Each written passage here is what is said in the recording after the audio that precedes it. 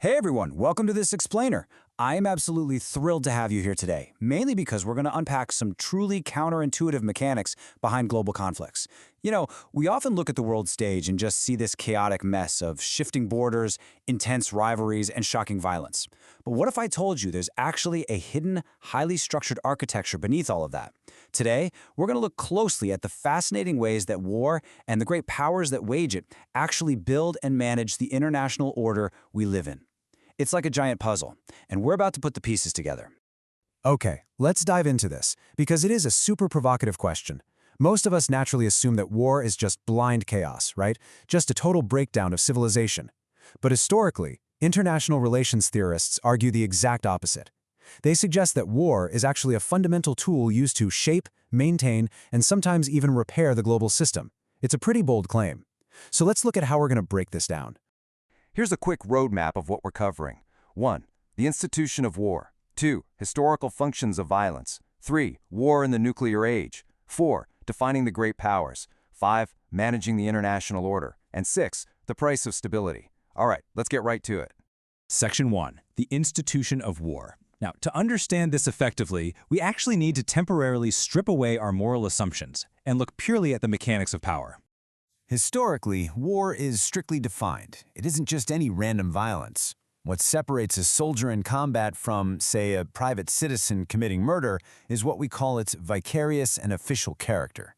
Historically, sovereign states have aggressively sought a total monopoly on legitimate violence. When violence is carried out in the name of a political unit against another political unit, it becomes war. It's a highly official, structured activity. But actually, scratch that. Identifying war isn't always perfectly clean. Historically, theorists like Grotius argued for an absolute legal distinction between peace and war, basically a legal state of affairs where there is zero middle ground.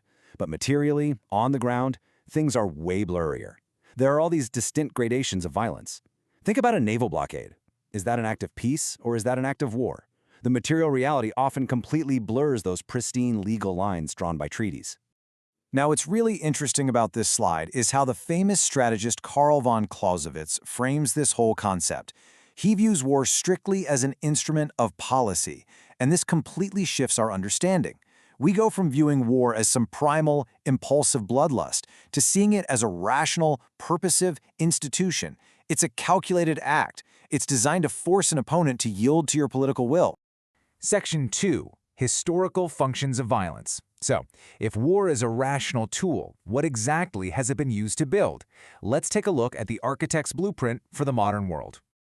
Historically, violence has functioned entirely differently depending on your vantage point. For the individual state, war is simply an instrument of policy to attain very specific goals.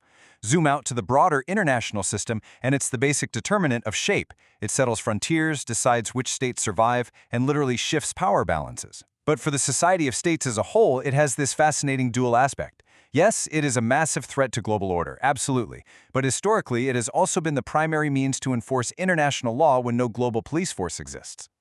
Because war holds this terrifying potential to cause a total breakdown, a literal war of all against all, the Society of States has actively tried to contain it. They essentially threw invisible fences around it. They confined the right to wage war strictly to sovereign states, established traditional rules of conduct on the battlefield, geographically restricted through laws of neutrality, and increasingly demanded that it only be fought for just causes, like self-defense. They really tried to tame the beast. Section 3. War in the nuclear age. Now, in the mid-20th century, we get the ultimate plot twist in our historical blueprint. And this brilliantly illustrates what happened. The background presence of atomic weapons completely changed the setting for military force. Suddenly, mutual deterrence emerged. If two heavily armed powers fought an unrestrained war, they'd face mutual annihilation. It made traditional war utterly suicidal. But, and this is a critical point, this didn't mean military force lost all its political utility. Not at all. Instead, because superpowers fear that total annihilation, violent competition was simply pushed into new arenas.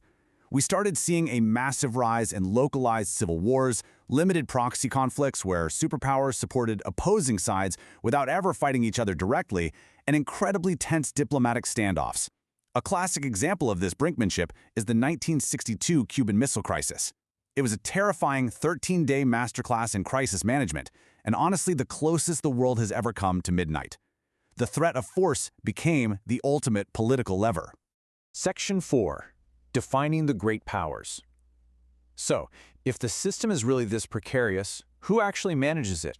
Being a great power, or a superpower like the United States or the Soviet Union during the Cold War, means belonging to an incredibly exclusive club. But it's not just about size or having a big economy. The criteria require comparable status among a select group, front-rank military strength, and crucially, recognized special rights and managerial duties. Other states literally expect these powers to modify their policies to manage the security of the international system as a whole. They're basically the custodians. The historian Leopold von Ranke once defined a great power as one that could maintain itself against all others, even if they united against it. That's a serious flex. But in the nuclear age, this definition has a massive qualifier attached to it. Today, no state, no matter how ridiculously powerful, can unilaterally guarantee its absolute security against a strategic nuclear strike. The very nature of power has fundamentally changed. Section 5. Managing the international order. Despite this new vulnerability, these powers still have a massive job to do. Let's move to and see how this builds. You see, the sheer gross inequality in power between states actually simplifies global politics. It forces a structured order. Great powers manage their relations by preserving the general balance of power, controlling diplomatic crises, and actively working to limit wars. They will deliberately suppress local conflicts just to prevent them from escalating into global catastrophes. How they exert this control locally is super fascinating. The source material outlines a really stark contrast between dominance and hegemony. Dominance, think older colonial empires, relied on the habitual use of force and totally disregarded local sovereignty. But modern superpowers? They tend to exercise hegemony. This is the occasional, somewhat reluctant use of force, usually justified by some overriding principle.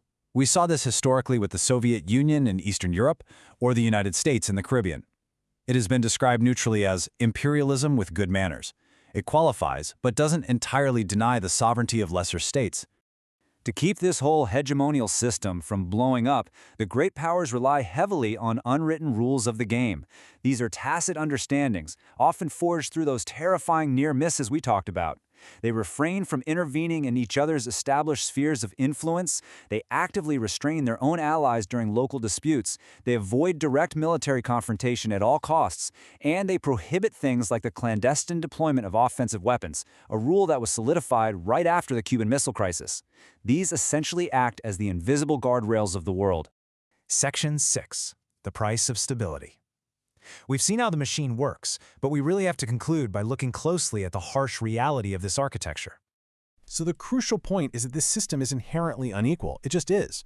An order managed by a few great powers naturally secures special privileges for those managers. It maintains the status quo, which means it very often comes at the direct expense of universal justice for smaller nations. Think about it. When a superpower imposes conformity in its sphere of influence, it might successfully prevent a war, sure, but it also completely silences the demands of smaller states for true equity and independence. Which leaves us with a deeply profound question to ponder as we wrap up today. Is a perfectly just international order even theoretically possible? Or, given human nature and the gritty mechanics of global politics, does true stability simply always require custodians who wield unequal power? I really hope this explainer has given you a powerful new lens through which to view the news, the history books, and the hidden architecture of our world. Keep questioning the mechanics of global politics and keep learning. Catch you next time.